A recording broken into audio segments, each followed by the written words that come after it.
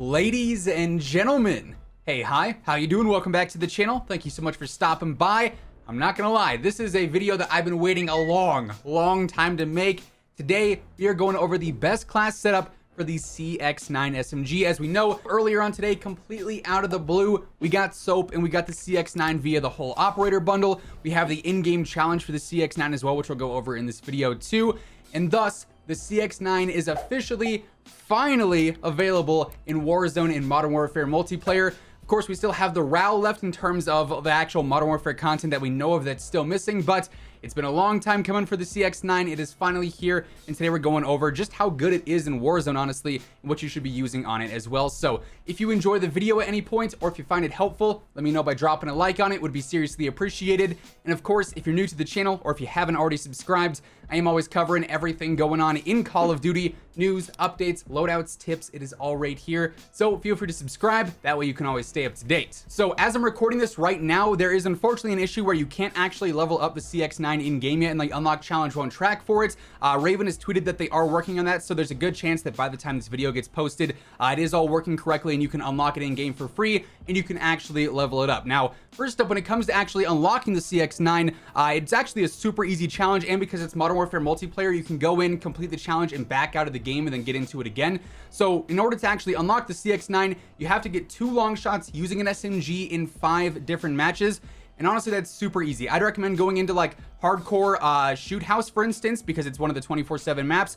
Go into there, post up in a long shot spot, get your 2 long shots, back out, rinse and repeat for 5 games, and you can get that done very quickly. Unlock challenges in Modern Warfare are way easier than they are over in Cold War. So this challenge is honestly pretty straightforward, and you should be able to unlock this gun for free very quickly. Of course, it is also available in the store bundle as well. So that's my basic tip for unlocking it. Shoot house, I think, is probably the easiest and the quickest map for that. But let's talk the actual setup here.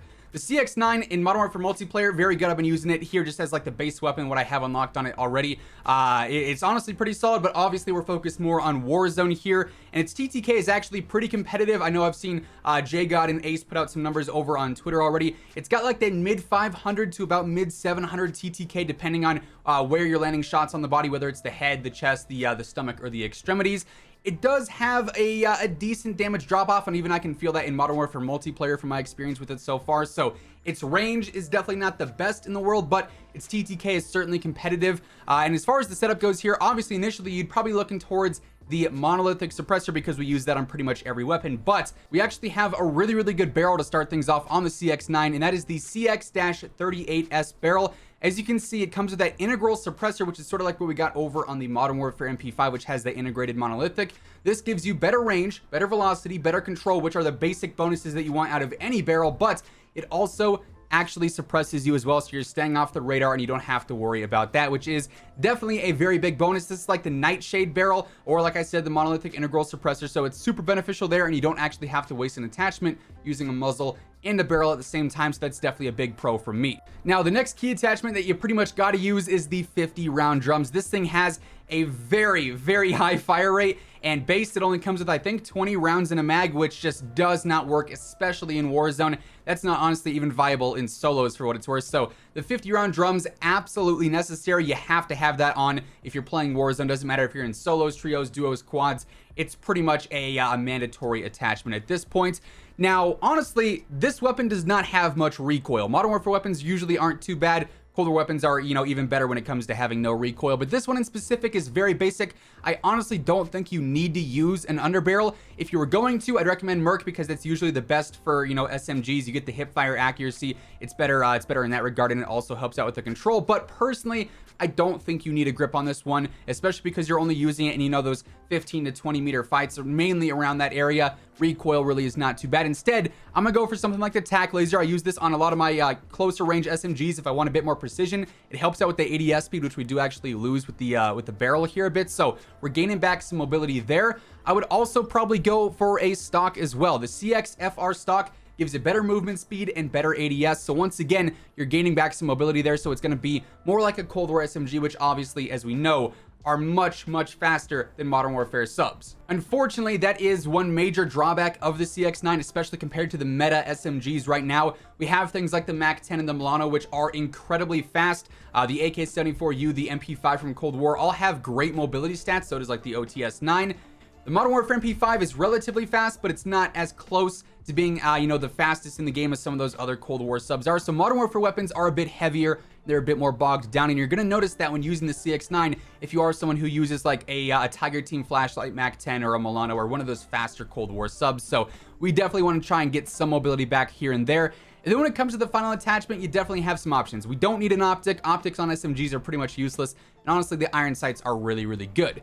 We could go ahead and go for something like the tack grip, which is basically the stippy grippy. It helps with the sprint to fire speed and the ADS speed. I honestly think this is what I'm going to rock most of the time, just because it's going to mimic most of what those other Modern Warfare SMG setups are like. This is usually a pretty basic setup. Or you could end up going for a perk instead. And really the only one I'd be recommending here is sleight of hand. However, the reload, even with the 50-round drums, I honestly don't think is really all that bad. So overall, I feel like this setup in general is probably going to be the most recommended and the go-to one.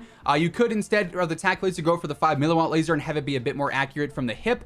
If you're doing that, I would maybe even take off the tack grip and also add on the Merc foregrip there, and then you have like a setup that's more similar to like what you'd see on an MP5, where you have really good hip fire there. So for instance, we can go ahead and build that. We go for 5 milliwatt laser here, take off the tack grip, throw on that stock again, and here you have a really good Cx-9 hip fire build, which obviously would be used specifically for really close range fights.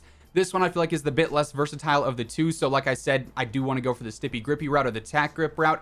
But overall, I think the Cx-9 is a pretty solid SMG. From what I've used in it in Warzone with not a ton of good attachments on it, from what I've seen clips of it, of people using the blueprint, and then also my experience in Modern Warfare multiplayer, it seems like an above average SMG. It's definitely not the best one in the game. The TTK is not, game breakingly good. It's no like Psycop situation from back when that dropped. This probably won't have to be balanced or nerfed within a week like most other weapons we see introduced, but it is still very good, and it's very competitive in this current meta and with this current overall TTK. So yeah, there you have it. With all of that being said, that is the best setup for the Cx-9, how it sort of competes in Warzone, and how to unlock it in the quickest way possible. Hopefully this video helped you guys out. If it did, let me know by dropping a like on it. Would be seriously appreciated. And of course, if you're new to the channel, or if you haven't already subscribed, I am always covering everything going on in Call of Duty. News, intel, updates, all sorts of stuff like that. It is all right here. So feel free to subscribe. That way you'll always know whenever I post a new video.